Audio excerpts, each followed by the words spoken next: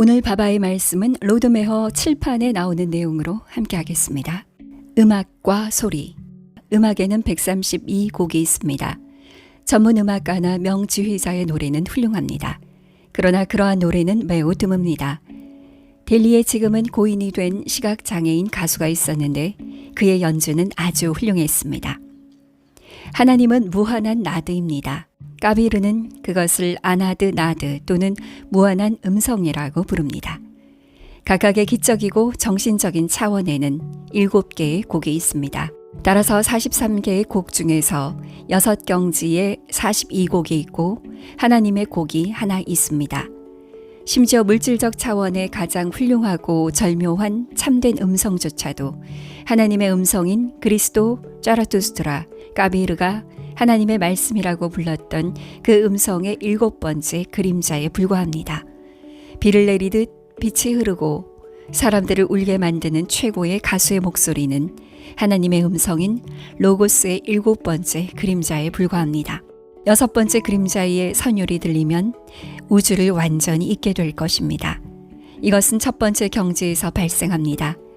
순례자가 첫 번째 경지에서 그칠 줄 모르는 그 음을 계속 듣는다면 그는 나아갈 수 없습니다.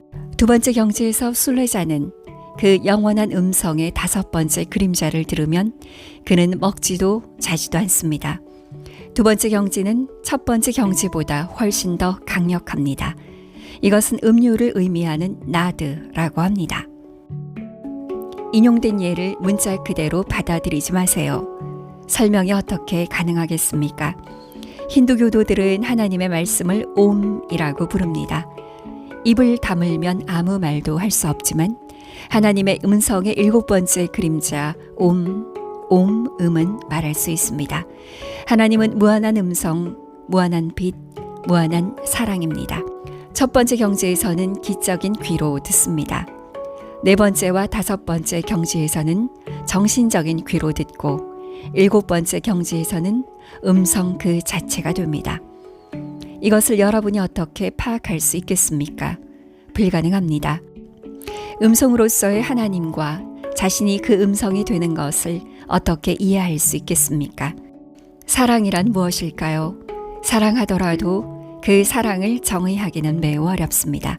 그렇다면 무한한 사랑을 정의하는 것이 얼마나 불가능한지 상상해 보세요. 베다 경전에서는 태양과 불타는 행성들은 하나님인 그 빛의 7번째 그림자에 불과하다고 말합니다. 그림자 그 자체는 아무것도 아닙니다. 그러므로 그 그림자의 7번째 그림자는 아무것도 아니라는 의미입니다.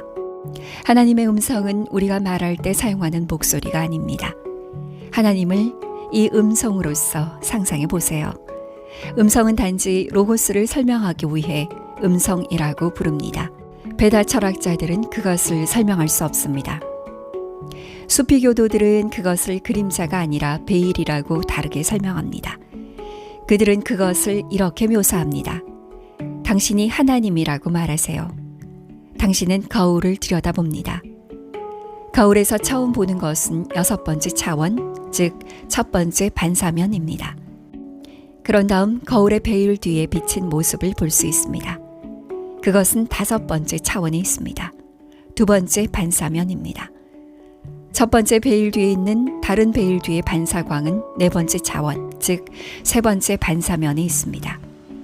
그리고 베일 뒤에 베일을 거듭하여 7번째까지 이어집니다. 이것이 7개의 베일입니다. 다른 예를 들어보겠습니다. 의식이 하나님이라고 가정해 봅시다. 엘리자베스 당신은 키피를 무릎 안에 안고 있다고 의식하고 있습니다. 그런 다음 무릎에 호랑이가 있다고 상상합니다. 이 상상은 이 의식의 첫 번째 그림자입니다. 그런 다음 6번째 차원인 이 그림자의 그림자가 오고 그런 식으로 표면에 나타납니다. 또 다른 예입니다.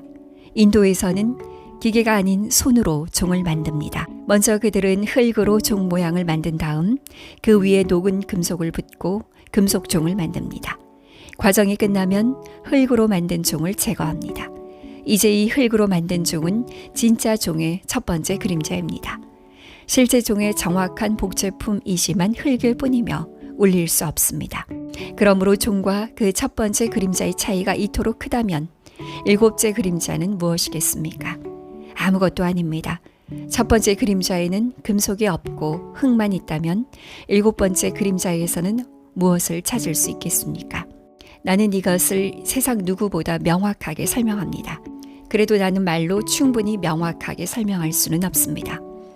한 번은 두통이 없었던 한 남자가 의사에게 가서 두통이 무엇입니까? 라고 물었습니다. 하킴 의사는 두통을 겪어봤기 때문에 두통이 무엇인지 알고 있었습니다. 그는 몇 시간 동안 말과 행동으로 설명했지만 그 남자는 두통이 어떤 것인지 상상할 수 없었습니다. 마침내 의사는 화가 나서 돌을 집어들고 그 남자의 머리를 정면으로 때렸습니다.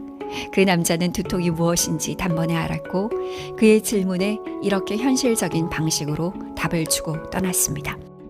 그림자에 관해서는 그 체험을 즉시 줄 수 있지만 말로 설명할 수는 없습니다. 나는 이 세상이 하나님의 일곱 번째 그림자라고 말했습니다. 하나님이 존재하지 않는다면 세상도 존재하지 않을 것입니다.